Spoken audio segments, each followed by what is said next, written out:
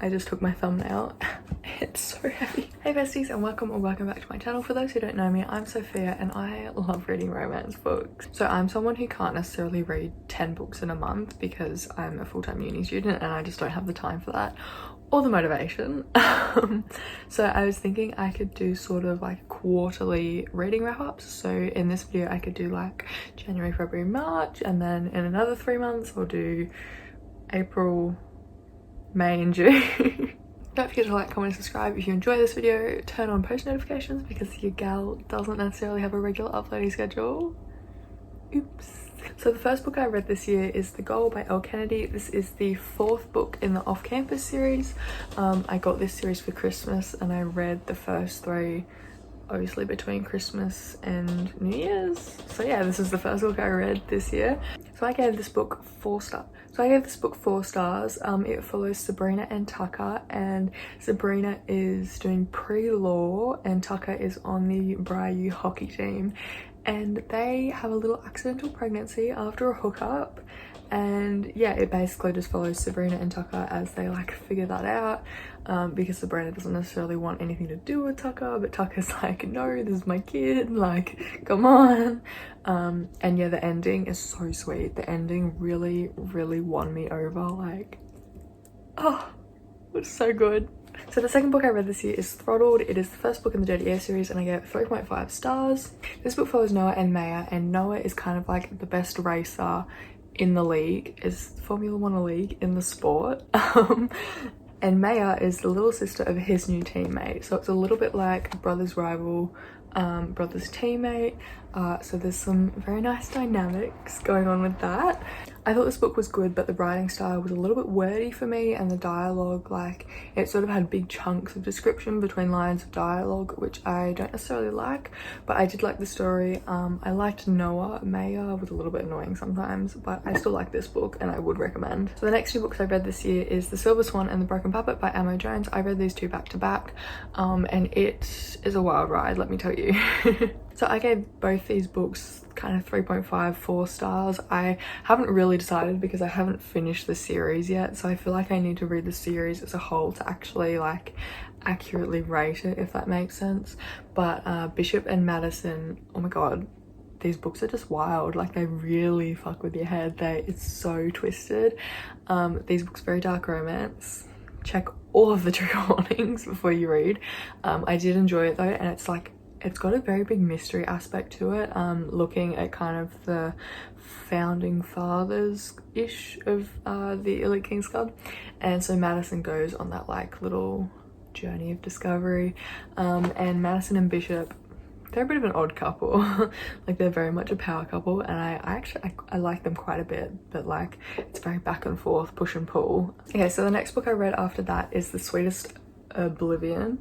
I want to say I don't support this author anymore. I know she is problematic, but I'm still going to talk about her books because I've read them. But if you want to read these books, try and get them secondhand, please. Anyway, yeah, The Sweetest Oblivion, I gave this book 4.5 stars. I really enjoyed it. It is kind of like, it's a really good starting point for Mafia romance. It wasn't my first, but it was really good. I really enjoyed it. So this one is quite slow burn. It's very much forbidden romance, and it is, I think it's arranged marriage or marriage of convenience. And yeah, I really liked it. So basically Nico is engaged to Elena's younger sister, but he's kind of like, I want Elena. I want a sweeter belly. A belly? I think that's her name. And so it's very forbidden in that aspect. I really enjoyed it. It was a very good Mafia romance. So the next book I read after that was The Darkest Temptation. I skipped the middle book. I went straight into this one because I was just so excited for Mila and Ronan. This is very much kidnapper captor vibes. He basically keeps her locked up in his house, and I gave it 5 stars. It definitely is very Stockholm syndrome-y, but kind of at the end she does have an opportunity to like be free, and you know, obviously she ends up going back to him because what else would she do? I'm just kidding. I really love this book though. Mila and Ronan, their dynamic was so good. And oh my god, the dog. What was the dog's name? What was the dog's name? Anyway, I really loved Mila and the dog. I can't remember what was the dog's name.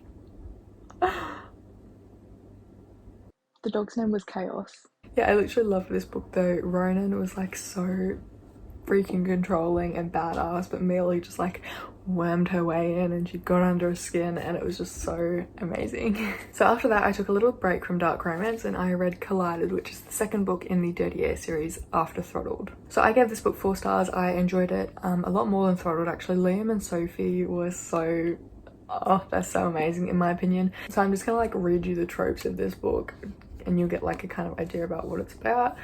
So Sophie is the daughter of the rivaling team's like boss, so they're on opposite teams. They also kind of go through the motions of friends with benefits to friends with lovers, and Sophie actually has a little naughty bucket list which Liam helps her tick off, and so that adds just another aspect to the story which I really enjoy. Okay, and after Collided I came back to the Maid series. I read The Maddest Obsession.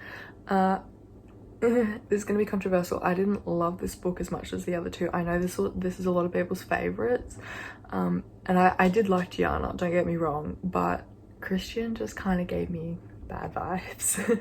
I mean, like, not bad vibes, I still liked him, but just not as much as the other books. I still gave it 4 stars though, so like it was still good, just not as good as the other two. And away from the dark romance again, I read The Honeymooners. This book has been getting so much hype, and deservedly so, I'd say.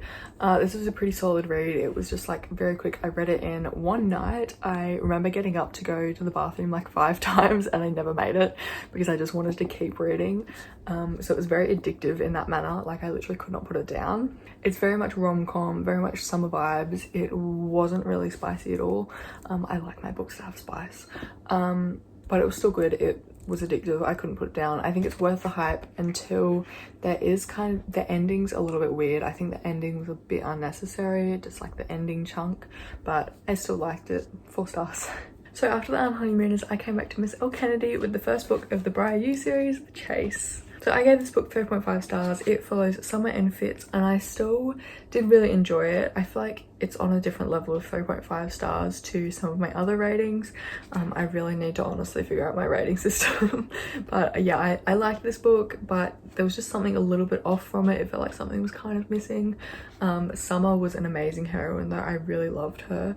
And it was really interesting seeing her and Fitz like get along because they're such polar opposites. Yeah, I like this book and I think it was a good introduction to the Briar U series. So after The Chase, I continued on into The Risk by Elle. This is the second book of the Briar U series, and I gave this book 5 stars. Mr. Jake Connolly has my heart. I love this book so much. Brenna and Jake were so amazing.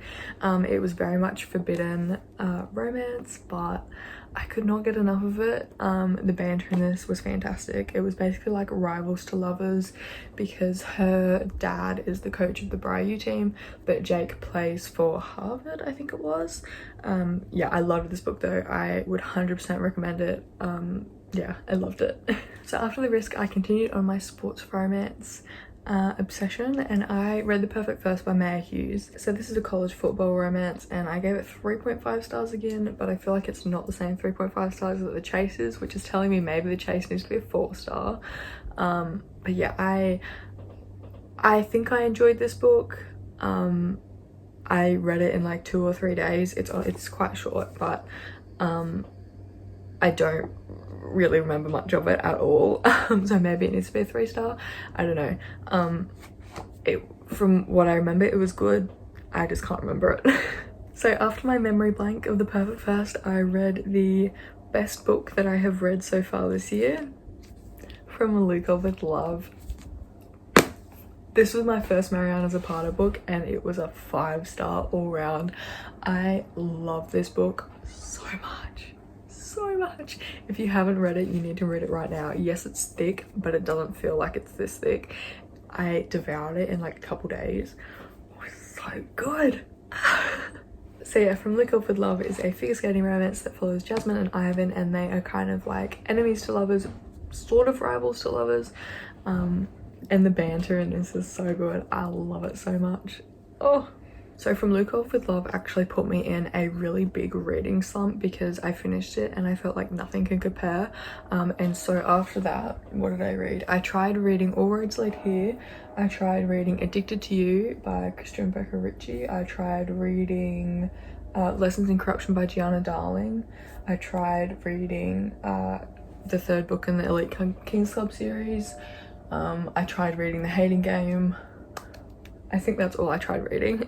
Oh, and I tried reading Wrecked, the third book in the Dirty Air series, and none of them could get me out of my reading slump. So I came back to good old faithful Colleen Hoover, and she did it. She got me out. All Your Perfects got me out.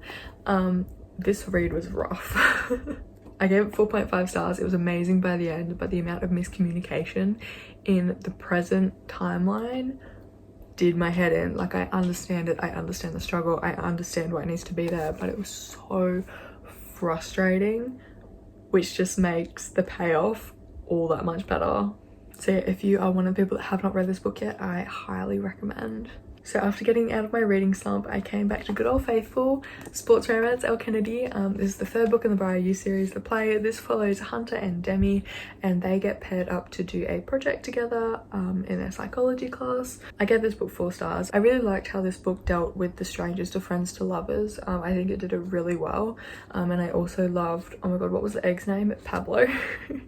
That was so funny, just as like a really funny, lighthearted subplot. You're gonna have to read this book to find out what Pablo is. One thing I didn't like about this book was Demi's friend. If you've read this book, you know what I'm talking about. But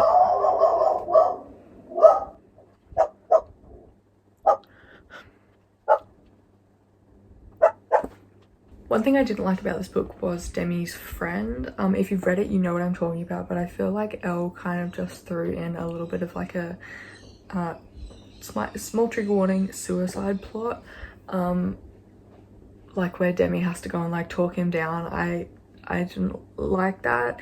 I felt like it was a bit unnecessary, and I don't like when authors kind of throw that sort of thing in a book just for the sake of it. But otherwise I thought it was a really good book, and I liked it quite a bit. So the last book I read in March was my first ever Sophie Lark book. This is There Are No Saints, and this is a serial killer romance. I gave it 5 stars. And ever since reading this book, I have been on a Sophie Lark kick. I bought the entire Brutal Birthright series. I cannot wait to get to Kingmakers and the Underworld series. Yeah, I love this book. I loved Mara and Cole. I love like the mystery aspect with the serial killers with, what was his name, Shaw. So good. And they are actually both artists, so that really appealed to me as well, because I like to dabble in some painting and drawing. And so yeah, it was really fun kind of seeing that whole aspect of the story as well. And Mara, I'm really looking forward to seeing Mara come out of her shell in the second book, because I still haven't read it yet, but I'm really looking forward to that because I love this book and I have found a new favorite author in Sophie. Thank you so much for watching. I just took my thumbnail. It's so heavy. But yeah, I hope you enjoyed the video. I hope you enjoyed watching. Don't forget to like, comment, subscribe. Follow my bookster if you want. I give a lot of like good recommendations with like tropes over there. But yeah, I hope you enjoyed. Thanks for watching. I'll see you next time. Bye.